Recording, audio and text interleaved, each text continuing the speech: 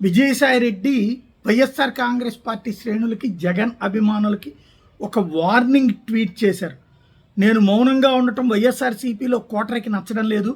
అందుకే నాపై వైఎస్ఆర్సీపీ సోషల్ మీడియాలో అబద్ధ పోస్టులు పెట్టారు. నన్ను కెలకటం మరియు ఇరిటేట్ చేయడం వల్ల నేను తప్పనిసరి పరిస్థితుల్లో రియాక్ట్ అవుతున్నాను. నా రియాక్షన్ వల్ల జగన్ గారికి నష్టం కలగాలని నమ్ముతున్న వారే నన్ను రెచ్చగొట్టే పనిలో ఉన్నారు. రాజకీయ అనుభవం లేని ఈ కోటరీ అనాలోచిత చర్యల వల్ల పార్టీలో నెంబర్ 2 ప్రాధాన్యత కావాలనుకుంటున్న వారికి ప్రయోజనం ఉండొచ్చేమో కానీ జగన్ గారికి ఎలాంటి ప్రయోజనం ఉండదు.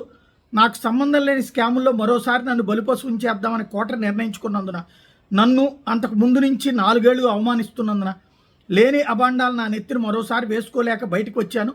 2011లో 21 కేసులు పైన వేసుకుని నేను 2025లో కూడా జగన్ గారే అడిగి ఉంటే కోటరీ ద్వారా రుద్దే ప్రయత్నం చేయకుండా సంబంధం లేకుండా బాధ్యత తీసుకుని ఉండేవాడినేమో. కోటరీ వారే నాకు వెన్నుపోటు పొడిచారు. 3 తరాలుగా ఆ కుటుంబానికి సేవ చేసి నన్ను కోటరీ మాటలు నమ్మి జగన్ గారు పక్కన పెట్టారు.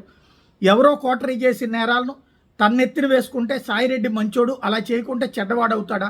అలా చేయకుంటే వెన్నుపోటుదారుడు అవుతాడా? అలా చేయకుంటే టీడీపీకి అమ్ముడుపోయిన మనిషి అవుతాడా? అవును, నేను ఘట్టమనేని ఆదిశేషగిరిరావు గారి ఇంటికి వెళ్ళా. నాకు స్వర్గీయ కృష్ణ గారి కుటుంబానికి 2 దశాబ్దాల అనుబంధం. అందరూ నా కుమార్తె వాహనానికి వచ్చారు.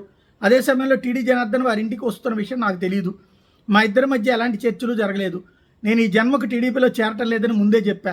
కలవాలని అనుకుంటే బహిరంగంగా నారా లోకేష్ గారిని, చంద్రబాబు గారిని కలుస్తా, కానీ వేరే వాళ్ళతో ఎందుకు చర్చిస్తాను? వారి గతంలో రాజకీయ ప్రత్యర్థులు, ఇప్పుడు కాదు. ఎందుకంటే ఇప్పుడు నేను రాజకీయాల్లో లేను. లెక్కర్ స్కామ్ లేదని జగన్ గారు అంటుంటే ఆ స్కామ్ రహస్యాలు టీడీపీతో మాట్లాడడానికి నేను ఆ పార్టీ నాయకులను కలిశాను. జగన్ గారి కోటరీ అంటున్నారు. మరి స్కామ్ లేనప్పుడు నేనేం చర్చిస్తాను? స్కామ్ గురించి సిట్ విచారణలో A1 గురించి చెప్పానే కానీ వేరే ఎవరిని నేను ప్రస్తావించలేదు. అంటే ఏదన్నా తేడా చేస్తే ఇట్లాగే నన్ను గనక ట్రోల్ చేశారంటే జగన్ మీదకి వెళ్తాను, నేను జగన్ సంగతి తేలుస్తాను అని పరోక్షంగా హెచ్చరిస్తున్నారు.